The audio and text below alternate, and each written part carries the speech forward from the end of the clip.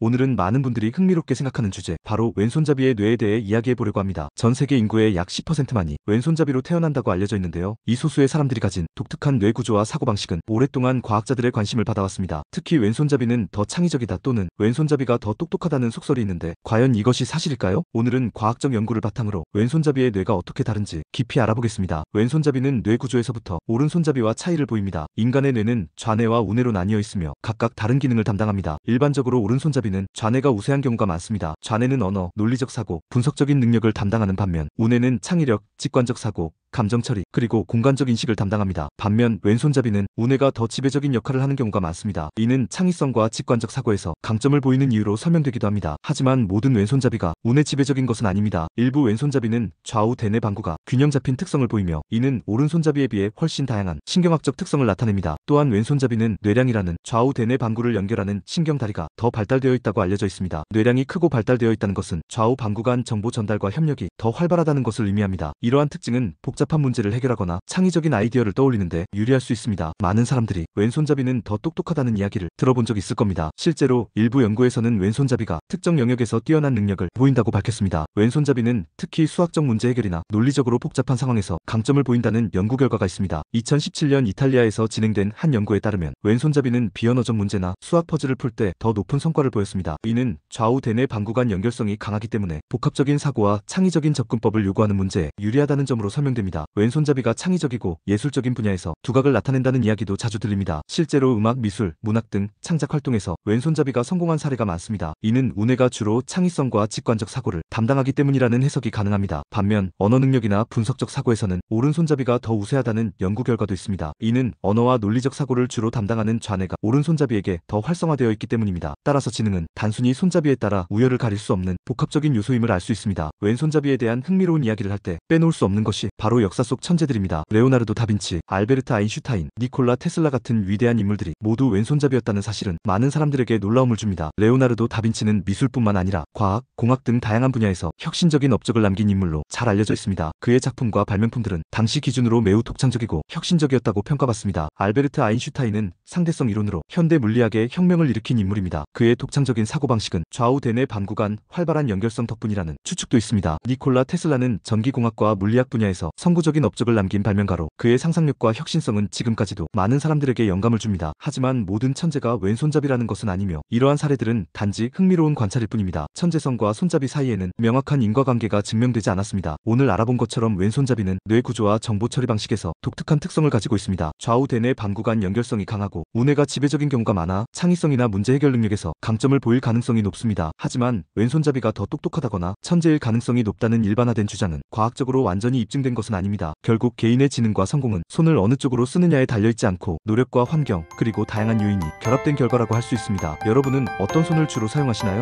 혹시 주변에 특별히 창의적이고 독특한 아이디어를 가진 왼손잡이가 있나요? 댓글로 여러분의 경험과 생각을 공유해주세요. 오늘 영상 재미있게 보셨다면 구독과 좋아요도 잊지 말아주세요.